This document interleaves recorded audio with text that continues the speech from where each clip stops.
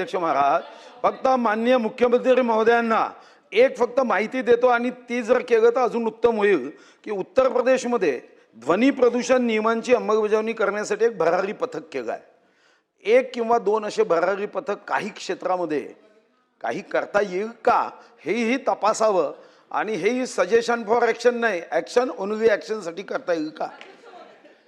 अध्यक्ष महोदय, action only action हे केलं जाईल।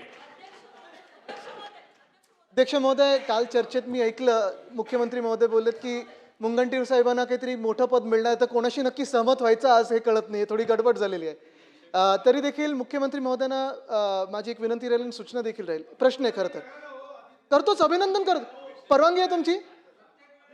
नाही, मी नक्कीच करतोय। मुख्यमंत्र्यांचं मी अभिनंदन करतो की सगळ्यांशी चर्चा करून भोंगे सगळे काढलेले आहेत, मी मनापासून अभिनंदन करतो, त्याच्यात काही कुठेही दुमत नाहीच आहे। पण मुख्यमंत्री महोदय, आता गणपतीचा सण येणार आहे, नवरात्रीचा सण येणार आहे, दहीहंडी देखील आहे आणि पहिल्या दिवशी 10व्या दिवशी वगैरे जे काही मिरवणुकी होतात किंवा जे आता तात्पुरतं धार्मिक स्थळ निर्माण होतात मंडपांमध्ये, अनेकदा आम्ही पाहतो की स्थानिक पोलीस स्टेशनमधून त्या तिकडच्या मंडळाला सतवलं जातं, परवानगी असताना सतवलं जातं। तर मुख्यमंत्री महोदय, जर डेसिबल पाळलं, सगळे परवानगी असतील, तर आपण आश्वासित कराल का की ह्या जर काही मंडळांना सतवलं तर त्यांच्यावर काहीतरी आपण एक रेग्युलेशन कराल की ह्याच्यावर असं पुढे सतवलं जाणार नाही आणि जे सतवतील त्यांच्यावर कारवाई होईल?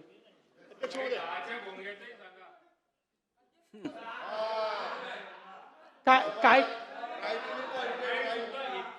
काम मुख्यमंत्री महोदय, तुमच्याकडनं इतकं चांगलं काम होतं, पण त्या सकाळच्या 10च्या भोंग्याचीही माझी तक्रार आहे, त्याचाही विचार करा। नाही, त्याच्याकरता त्यातला एकच प्रॉब्लेम आहे की आता ध्वनी प्रदूषणाच्या विरुद्ध आपल्याकडे कायदा आहे, पण विचाराच्या प्रदूषणाच्या विरुद्ध अजून कायदा व्हायचा आहे।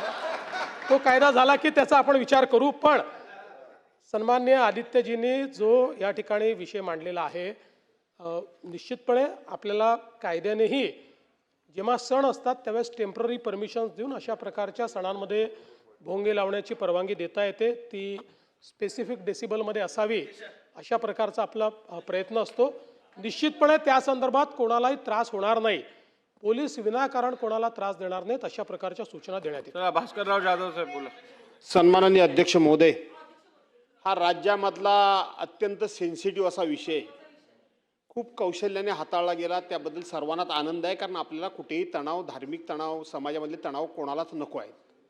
अध्यक्ष महोदय, माझ्या माहितीप्रमाणे सुप्रीम कोर्टाने जे आदेश दिलेले आहेत ते रात्री 10 वाजेपर्यंतच तुम्ही अशा पद्धतीचे स्पीकर म्हणा, भोंगे म्हणा, हे लावू शकता।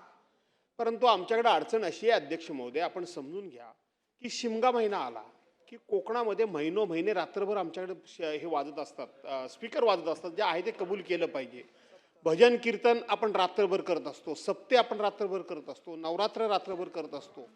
शेवटी याच्यामध्ये म्हटलंय की विविध धर्म म्हणजे सगळ्यांनाच सुप्रीम कोर्टानं समान निर्णय दिलाय आणि म्हणून अशा प्रकारच्या ह्या निर्णयाचा फटका हा कदाचित अशा सणांना सुद्धा बसू शकतो आणि म्हणून त्याबाबत आपण कायद्यामध्ये काही करू शकाल असं मला काही वाटत नाही। परंतु तिथल्या अधिकाऱ्यांच्यावर आपण कारवाई करायचा निर्णय घोषित केलाय। तिथला अधिकारी सहकार्य करतो म्हणून हे सण पार पडतात आणि जर त्या अधिकाऱ्यानं कायदाच आम्हाला दाखवला तर आमचे हे सण सगळेच बंद होतील आणि म्हणून आपण या संदर्भामध्ये सहानुभूतीपूर्वक विचार करणार का की तिथल्या अधिकाऱ्यावर कारवाई करण्यासंदर्भात किंवा भोंगे म्हणजे नक्की काय या संदर्भात आपण तशा पद्धतीचे मार्गदर्शन करा। नाही, माननीय अध्यक्ष महोदय, मुळामध्ये हा आज आलेला नाही आहे, गेले 15-20 वर्ष हा कायदा आपल्याकडे आहे की 10 वाजेच्या नंतर आपण भोंगे लावू देत नाही। पारंपरिक वाद्य करता येतात, भजन कीर्तन करता येतं, ढोलक वाजवता येते, टाळ मृदंग वाजवता येतो, पण भोंगा लावून नाही वाजवता येत, माईक लावून नाही वाजवता येत, हा त्याच्यातला नियम आहे। आणि आपल्याला आपल्या नियमांमध्ये कोर्टाने काही विविक्षित दिवस दिलेले आहेत, जसं आपल्याला माहिती आहे की आपण गणपतीत 4 दिवस अलाव करतो, नवरात्रीत काही दिवस अलाव करतो, डॉक्टर बाबासाहेब आंबेडकरांच्या जयंतीला अलाव करतो, 25 डिसेंबरला क्रिसमसला अलाव करतो। असे काही दिवस आहेत की ज्या दिवशी 12 वाजेपर्यंत भोंगे वापरण्याची परवानगी आहे, 12 नंतर ही परवानगी नाही। पण जर हे बंदिस्त अशा ठिकाणी जर होत असेल तर त्या ठिकाणी अधिकची परवानगी देता येते, ती परवानगी आपण देतो। ओपनमध्ये याच्या पाठीमागचा हेतू एवढाच आहे की आजूबाजूच्या लोकांना त्रास होऊ नये. जर बंदिस्त, जसा हा कायदा आल्यानंतर आपण बघितलं असेल की गुजरातमध्ये नवरात्री उत्सव करण्याकरता त्यांनी आता साऊंड प्रूफ पेंडॉल तयार केले. साऊंड प्रूफ पेंडॉल, हां, आणि साऊंड प्रूफ पेंडॉलमध्ये ते करतात. त्याच्यामुळे या कायद्यातनं त्यांना सूट मिळते. आपल्या इकडे आता हळूहळू लोकांनी, आपल्याला माहिती आहे की आता मोठ्या मोठ्या हॉल्समध्ये नवरात्री उत्सव सुरू झाले आहेत किंवा काही उत्सव चालू झालेले आहेत. पण शेवटी देशाकरता कायदा झालेला आहे. त्याच्यामुळे मला कितीही त्या संदर्भात सिंपती असली तरी देखील मी गृहमंत्री म्हणून कायद्याचंच पालन करू शकतो, कायद्याच्या पलीकडे तर जाऊ शकत नाही. आणि म्हणून आपण जी भावना व्यक्त केली आहे त्या भावनेशी मी समरस आहे, पण कायद्याने मला तसं वागता येत नाही, हा माझा प्रॉब्लेम आहे.